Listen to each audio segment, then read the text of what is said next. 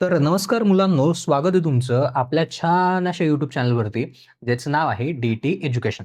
तर बघा मुलांनो, आज आपण इयत्ता 6वी विषय मराठी नवीन अभ्यासक्रमातील पाठ क्रमांक 2 गीत मराठी गाऊया या पाठाचा स्वाध्याय आज आपण बघणार आहोत.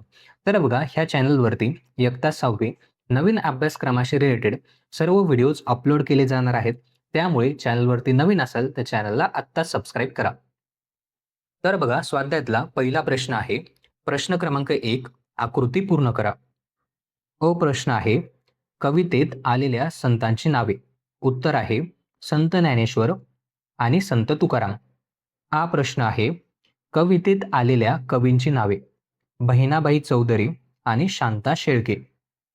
पुढचा प्रश्न, प्रश्न क्रमांक 2, एका शब्दात उत्तरे लिहा.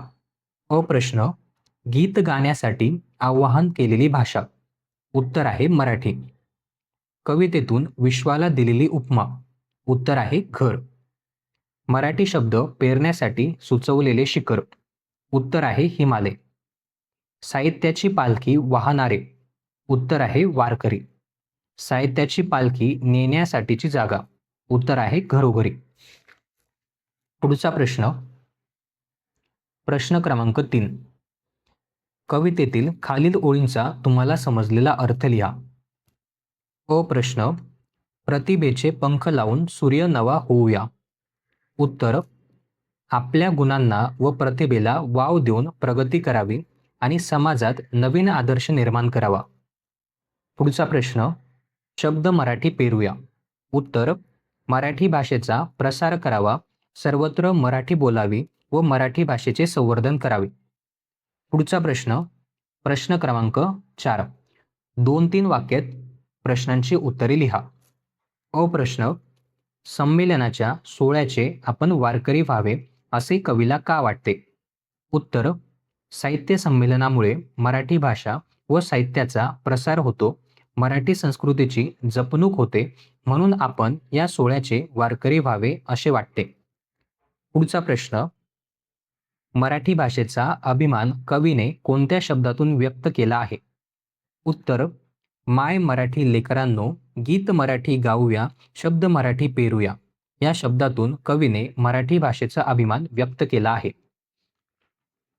पुढचा प्रश्न, प्रश्न क्रमांक ई, कवीने आपल्याला माय मराठी लेकरांनो असे का म्हटले आहे? उत्तर, मराठी ही आपली मातृभाषा आहे, आपण मराठी भाषेची मुले आहोत, म्हणून कवीने आपल्याला माय मराठी लेकरांनो असे म्हटले आहे. पुढचा प्रश्न, प्रश्न क्रमांक 5, या कवितेतील आलेल्या यमक जुळणाऱ्या शब्दांच्या जोड्या शोधून लिहा. पहिली जोडी, लावून होऊन. दुसरी जोडी, वारकरी घरोघरी. तिसरी जोडी, आठवू साठवू. चौथी जोडी, होऊ आणि गाऊ. पुढचा प्रश्न, लिहिते होऊया. मराठी भाषा संवर्धनासाठी खाली 2 घोषवाक्ये दिलेली आहेत. त्यातील यमक जुळणारे शब्द अधोरेखित करा. या पद्धतीने आणखी 3 घोषवाक्ये तयार करा. पहिलं घोषवाक्य, माय मराठीचा करा सन्मान, वाढवा तिचा मान. यमक जुळणारे शब्द सन्मान आणि मान. घरोघरी मराठी बोलूया, मराठी भाषा समृद्ध करूया.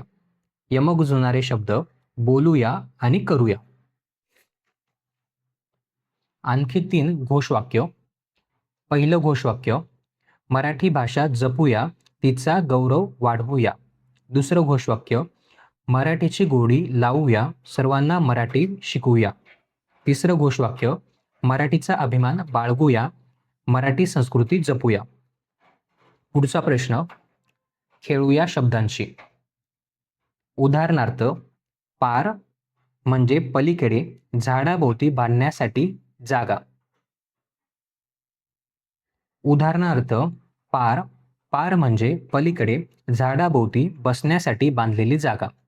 त्याच पद्धतीने कर, कर म्हणजे हात आणि कर म्हणजे टॅक्स. हार, हार म्हणजे पराभव, हार म्हणजे फुलांचा हार. जय, जय म्हणजे विजय किंवा जयघोष. मान, मान म्हणजे सन्मान किंवा शरीराचा अवयव. ग्रह, ग्रह म्हणजे उपग्रह किंवा स्वीकार करणे. पुढचा प्रश्न, प्रश्न क्रमांक 2. लोक शब्दाला दुसरा शब्द जोडून अर्थपूर्ण शब्द तयार करा. लोक, लोककथा, लोकगीत, लोकनृत्य, लोककला, लोकमत, लोकजीवन, लोकसभा आणि लोकसंख्या. पुढचा प्रश्न, प्रश्न क्रमांक 3.